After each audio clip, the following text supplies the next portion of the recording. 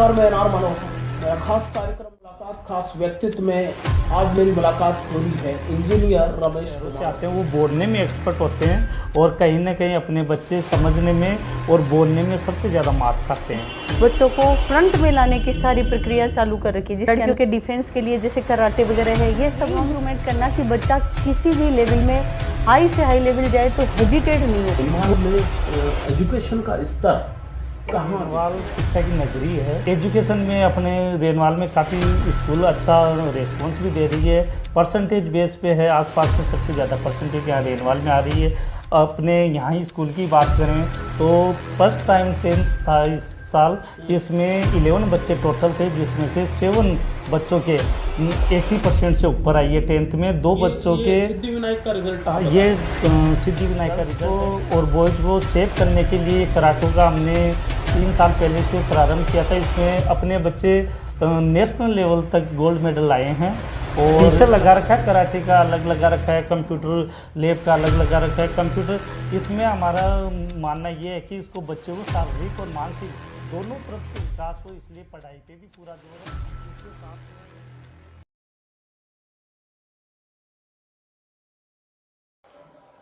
नमस्कार, मैं नार मनोहर। मेरा खास कार्यक्रम मुलाकात खास व्यक्तित्व में आज मेरी मुलाकात हो रही है इंजीनियर रमेश कुमावत से। आप सिद्धिविनायक एकेडमी में डायरेक्टर हैं, साथ ही आज हमारे मेहमान हैं मैडम मनीषा कुमावत। आप एकेडमी में मैनेजिंग डायरेक्टर हैं। बदलते दौर में शिक्षा परिवेश पर हम खास बातचीत करेंगे और साथ ही किशनगढ़ रेनवाल में सिद्धिविनायक एकेडमी की स्थापना से लेकर भी कुछ सवाल आपसे लेंगे। सबसे पहले दोनों ही मेहमानों का हमारे पैनल में स्वागत। आपका भी सर, इस चैनल का भी बहुत बहुत धन्यवाद। डॉक्टर रमेश कुमावत की मैं जहाँ तक आपके बारे में जाना, सर्च किया, मैडम के बारे में जाना, सर्च किया, तो मैंने देखा आप बीटेक किया करते थे। एक इंजीनियर का एक ख्वाब हुआ करता है, एक सपना हुआ करता है कि खुद अपना एक, लेकिन वो रहा छोड़कर आप शहर किशनगढ़ रेनवाल में एक इंग्लिश मीडियम एकेडमी आप शुरू करते हो, इंटरनेशनल एकेडमी। वहाँ से यहाँ आना ये कैसे रहा, थोड़ा बताइए। सर, ये मैंने बीटेक की थी और 2010 पास आउट हूँ मैं, और फर्स्ट डिवीज़न से मैंने बीटेक कंप्लीट की। हमें कुछ समस्याएं बीटेक में वहाँ पे आई, जैसे हम यहाँ अच्छा रिस्पांस देके IEEE से मेरी अच्छी रैंक थी। उसके बाद में वहाँ जब हम करने गए बीटेक तो वहाँ पे हमें सबसे ज़्यादा प्रॉब्लम आई इंग्लिश की। इंग्लिश में क्या है, 2-3 महीने तो हम समझने में दिक्कत होती थी। वहाँ पे हमारी रिटर्न बहुत अच्छा था, सारा सब कुछ लिखना सबसे अच्छा अपने गाँव के बच्चों का होता है वहाँ। लेकिन वहाँ वाले बच्चे जो शहरों से आते हैं वो बोलने में एक्सपर्ट होते हैं और कहीं ना कहीं अपने बच्चे समझने में और बोलने में सबसे ज़्यादा मात खाते हैं। तो सबसे पहले इंग्लिश इम्प्रूवमेंट हमें करना था। तो मैं सबसे पहले फिजिक्स व्याख्याता बना। मैं 6 साल तक फिजिक्स व्याख्याता रहा और उसके बाद में मुझे फाउंडेशन की सोच के साथ में मैंने स्कूल प्रारंभ की। मैंने स्कूल की स्थापना की थी 2015 के अंदर। उसमें मैंने 3 सेटों के अंदर वो 90 बच्चों के साथ में मैंने स्थापना की थी। उसके बाद में बच्चों को अच्छा आउटपुट दिया, अच्छा आउटपुट देते थे। आज 7 साल में मेरे पास में 800 के लगभग बच्चे अध्ययनरत हैं। और रेनवाल में पहली बार फाउंडेशन हमने किया है, जिसके अंदर जैसे IIT के बेस पे हैं, नीट के बेस पे हैं, जेट के बेस पे हैं। तो ऑब्जेक्टिव टाइप क्वेश्चन जो आते हैं बच्चों को, वो हर मंथली, हर महीने में हम 25 से 30 तारीख के बीच में वो टेस्ट लेते हैं, जिससे बच्चों की रुचि भी बढ़ रही है पढ़ने की और उनको एक्सपीरियंस हो रहा है कि जो टेस्ट आता है उसमें किस टाइप का क्वेश्चन आएगा और वो अच्छे से अच्छा रिस्पॉन्स दें। इसलिए हमने ये टेस्ट प्रक्रिया लागू की है अभी। अच्छा मैडम, मैं ये आपसे जानना चाह रहा हूँ कि अगर मैं एकेडमी के बच्चों की बात करूँ, स्पेशली सिद्धिविनायक की, तो बच्चों के सर्वांगीण विकास, उनका ऑल ओवर विकास के लिए, डेवलप के लिए कोई विशेष क्या है स्कूल में, क्या कार्यक्रम लॉन्च है, पढ़ाने का क्या चीज़ है, वो थोड़ा वो समझाइए। बिल्कुल सर, सबसे पहले तो मैं चैनल का धन्यवाद दूंगी कि मुझे बोलने का मौका मिला है। और सर्वांगीण की विकास की बात करें तो सर सबसे पहले बच्चों में आता है स्टेज को फोकस में लाना। स्टेज के ऊपर उनको जब लेते हैं तो बच्चे हेजिटेट होते हैं, तो इस विकास के लिए हमने सबसे पहले बच्चों को फ्रंट में लाने की सारी प्रक्रिया चालू कर रखी है, जिसके अंदर हम स्पीच कंपटीशन रखते हैं, टेबल कंपटीशन, स्पेलिंग्स कंपटीशन, इसके अलावा हम भाषण है, निबंध है, इनकी भी प्रतियोगिताएं जो है वो ऑन फ्रंट लेते हैं बच्चों की।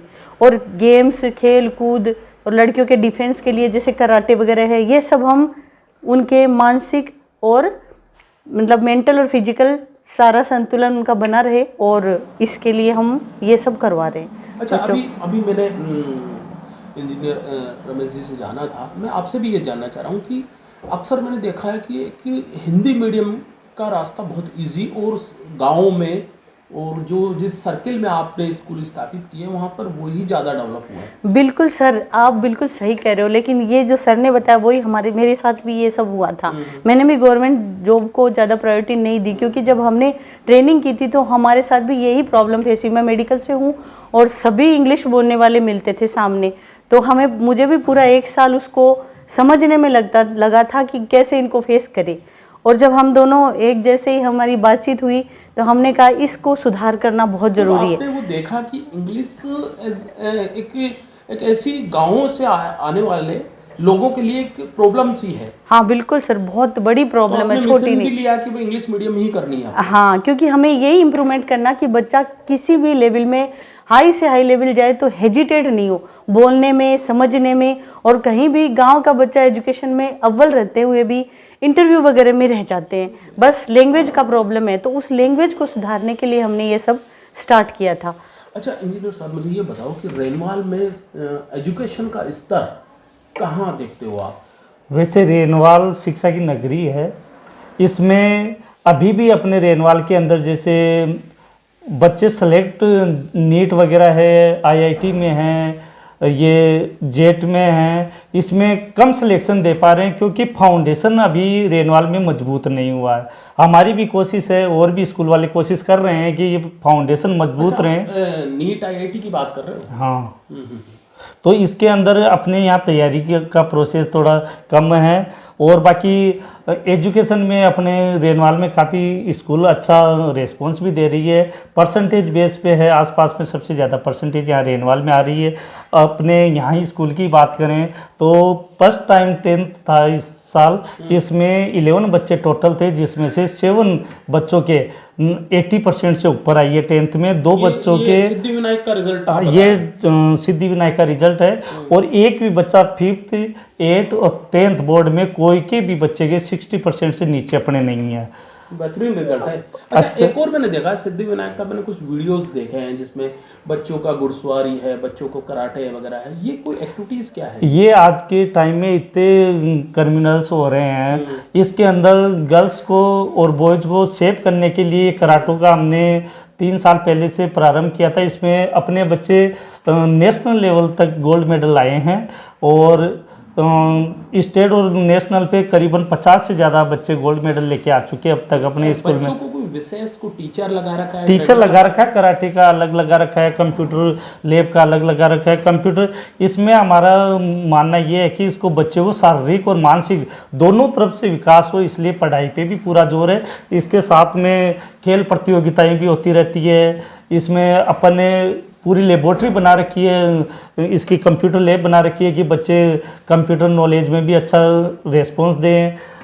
अपने विद्यालय में इंग्लिश स्पोकन के लिए भी एक्स्ट्रा क्लासेस लगाई जाती है, और इन सब में किसी से एक्स्ट्रा कोई चार्ज नहीं लिया जाता। जो स्कूल फीस होती है उसी में सारी चीज़ करवाई जाती है। कराटे, घुड़सवारी, उसके साथ में कंप्यूटर एजुकेशन और आदि जो भी है सारी एक्टिविटी, सभी एक्टिविटी। मैडम आप मुझे बताएं, मैं देख रहा हूँ ये कल्चर प्रोग्राम, सांस्कृतिक एक्टिविटीज़ में स्पेशली आपके स्कूल का नाम भी जुड़ता है। कई जो भी शहर के एक्टिविटीज़ हो तो आपका पार्टिसिपेट भी रहता है उसमें। कल्चर प्रोग्राम को लेकर, सांस्कृतिक एक्टिविटीज़ को लेकर बच्चों को क्या विशेष कोई तैयारी या क्या है आपका थोड़ा वो? सर बिल्कुल, हम पूरी साल ही तैयारी करवाते हैं। जैसे एक डांस क्लास चलती है उनकी, तो उस डांस क्लास में उनकी प्रिपरेशन होती रहती है, बस सॉन्ग डिसाइड करना पड़ता है हमें। और मैं कल्चर प्रोग्राम इसलिए रखती हूँ क्योंकि जब हम छोटे थे तो 15 अगस्त 26 जनवरी ये प्रोग्राम हुआ करते थे, लेकिन अभी मैंने देखा है कि अभी ये सब होते ही नहीं है। तो बच्चों को पता कैसे चलेगा हमारा स्वतंत्रता दिवस कब था, गणतंत्र दिवस कब था, ये सब चीज़ें मतलब लेफ्ट होती जा रही है।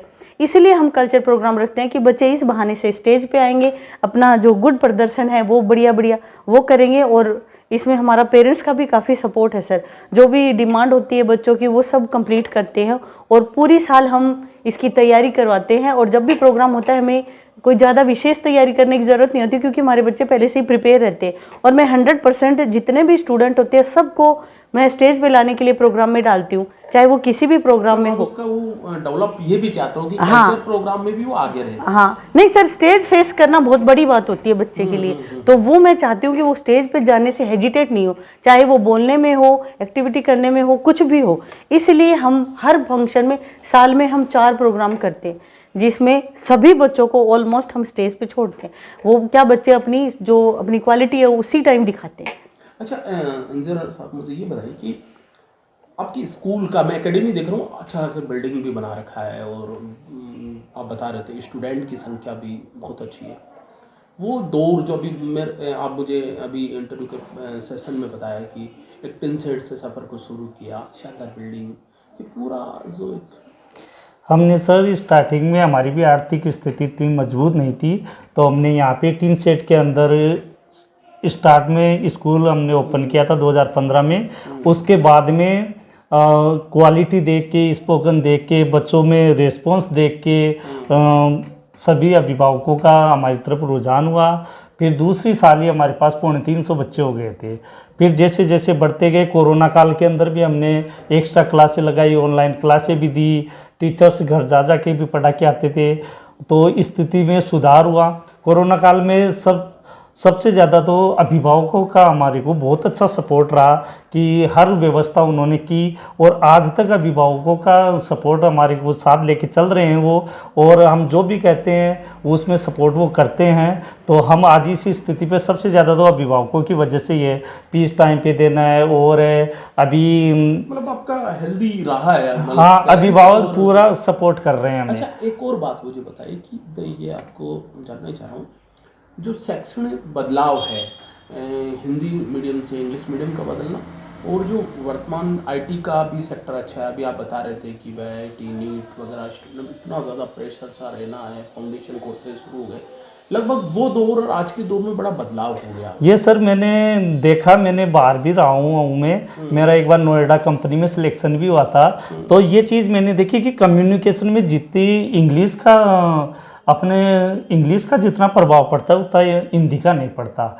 बाहर एजुकेशन के साथ साथ में अपन बिजनेस लाइन में भी जाते हैं ना, तो सबसे ज़्यादा आज इंग्लिश का डेवलप होना बहुत ज़रूरी है।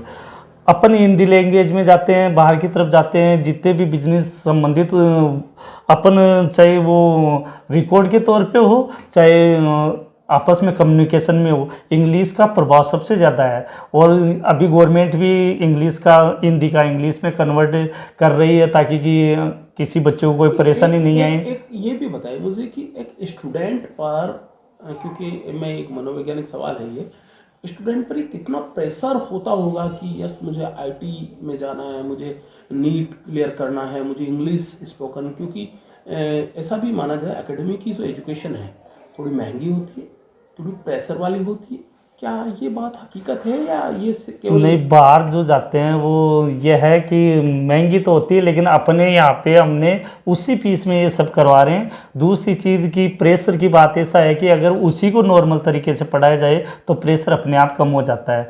अब अपन उन पर दबाव बनाएं कि एजुकेशन संबंधित दबाव डालेंगे तो बच्चा भी ऐसे सोचेगा कि मैं कहाँ क्या कर रहा हूँ। उसको उसी के तरीके से, जैसे हम कोई टफ टॉपिक है, चाहे वो साइंस का हो चाहे इंग्लिश का हो, तो हम प्रोजेक्टर पे उसको दिखा देते हैं, तो उससे उसके दिमाग में ये बैठ जाती है कि हाँ ये चीज़ें ऐसे करनी है, ऐसे होगी।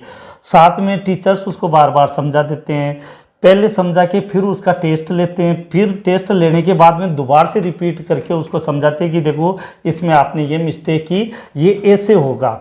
तो उससे बच्चों को क्या होता है कि ज़्यादा से ज़्यादा सीखने को मिलता है। प्रोजेक्टर के जो माध्यम से तो उसमें थोड़ा वो बना रहता है वीडियोस की। हाँ, वीडियोज के जरिए सिखा देते हैं और उनको रियलिटी बताते हैं कि जैसे ज़्यादातर क्या है, साइंस में करंट है, लाइट है, इनके प्रैक्टिकल करवा देते हैं हम कि देखो जितने अच्छा, भी ये करंट। बदला है, ये जो सिस्टम बदला है। हाँ, प्रैक्टिकली तौर, ब्लैक बोर्ड की बजाय आप प्रैक्टिकली तौर पे भी बताते अच्छा हैं। मैडम, मैं एजुकेशन की बात करूँ, एक बालिका शिक्षा, मैं कह रहा हूँ कि एक दौर में गाँवों में तो विशेष तौर पर लड़कियों को ज़्यादातर इंग्लिश मीडियम तो छोड़िए, आपको हिंदी मीडियम एजुकेशन के लिए भी रोका जाता है। आपने भी वो दौर देखा होगा। बिल्कुल मुझे सर। हकीकत का ये कहा जाता है कि नहीं, अब कुछ बदला है। आपने खुद महसूस किया होगा कि आपकी स्कूल से मैं बात करूँ, एकेडमी से मैं बात करूँ, क्या वास्तव में बालिका शिक्षा में बदलाव आया है? पेरेंट्स अब वो मानसिकता नहीं रखते हैं, अब ओपन सब कुछ हो गया है। बिल्कुल सर, 100% बदलाव आ चुका है। क्योंकि अगर आप हमारी एकेडमी में देखेंगे, सिद्धिविनायक इंटरनेशनल एकेडमी में, तो गर्ल्स और बॉयज़ का एवरेज बिल्कुल लगभग बराबर है। क्योंकि जो पेरेंट्स हैं उनका रुझान लड़कियों पे भी उतना ही है जितना बॉयज़ पे है।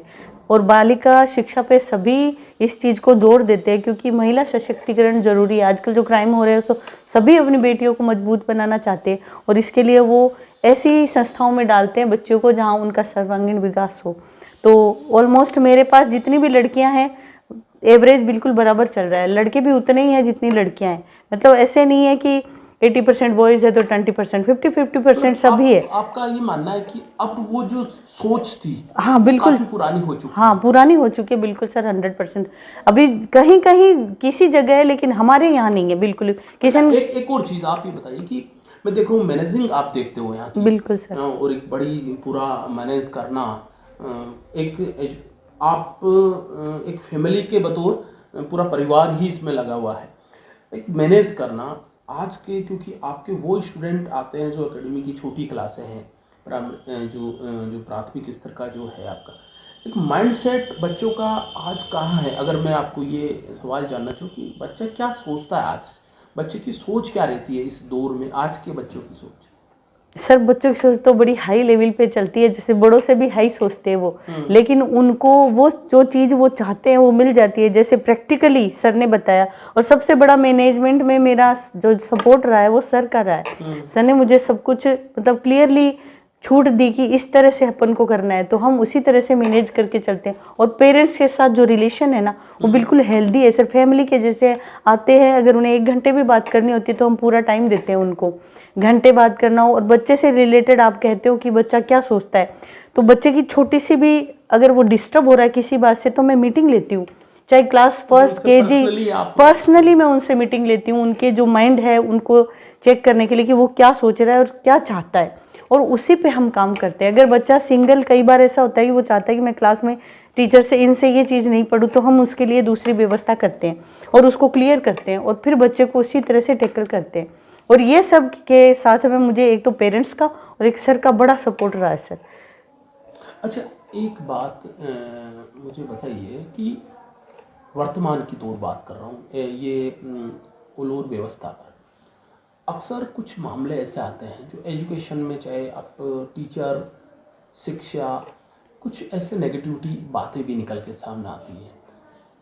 ये जो चीज़ें हैं, कुछ बच्चे जो प्रेशर से बहुत ज़्यादा सुसाइड केस भी सामने आ जाते हैं, कुछ जैसे जालोर जैसे प्रकरण भी आ जाते हैं, कुछ ऐसी चीज़ें ऐसी होती है जो एजुकेशन का वो दौर, जैसे गुरुकुल पद्धति में एक जो सम्मान हुआ करता था टीचर का, एक स्टूडेंट जो हुआ करता था, वो कहते हैं ना, गुरु और गोविंद का एक संबंध हुआ करता था। क्या लगता है कि उस संबंध में कुछ गिरावट आई है या उसमें कुछ बदलाव आ गया?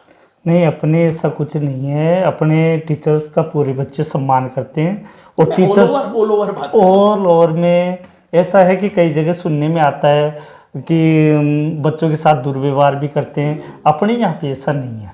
अपने यहाँ तो टीचर्स और बच्चे हैं, एक वैसे ये सिद्धिविनायक है, एक परिवार की तरह रहता है।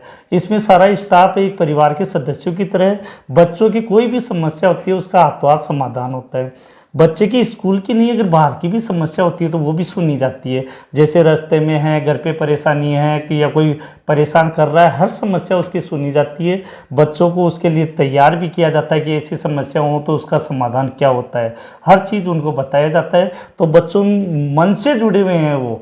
आपस में मन से जुड़े हुए हैं, ऐसे नहीं कि ये टीचर है इसलिए डर से, वो एक उनके अंदर आपस में एक मन से जुड़े हुए हैं। और अच्छी कोई भी समस्या होती है, बच्चा यहाँ बेझिझक आके ऐसे नहीं सोचता कि मैं डायरेक्टर सर के केबिन में जा रहा हूँ क्या।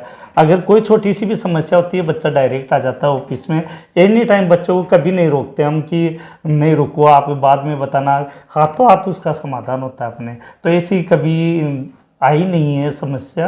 अच्छा, मैं जाते जाते एक दो सवाल और लूँगा। किशनगढ़ रेनवाल के परिदृश्य की मैं बात करूँ, कितना कंपटीशन हो गया है एजुकेशन में। वो कंपटीशन का अर्थ मेरा ये है कि मैं देख रहा हूँ कि एक धड़ाधड़ इंग्लिश मीडियम भी है और हिंदी मीडियम भी है।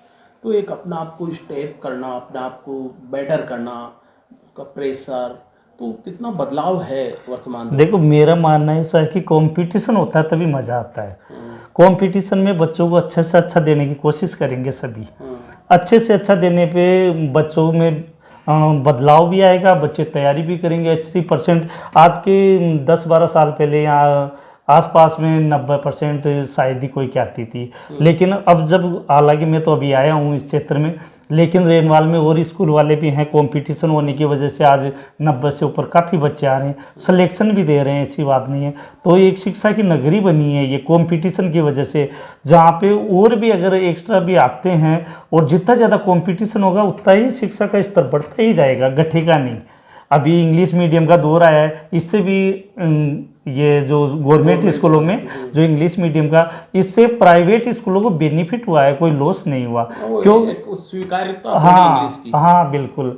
तो ये है कि जितना इसमें तो कंपटीशन होगा उतना ही बेस्ट हो आता जाए। एक सवाल, अंतिम सवाल मैं आप ही से लूँगा।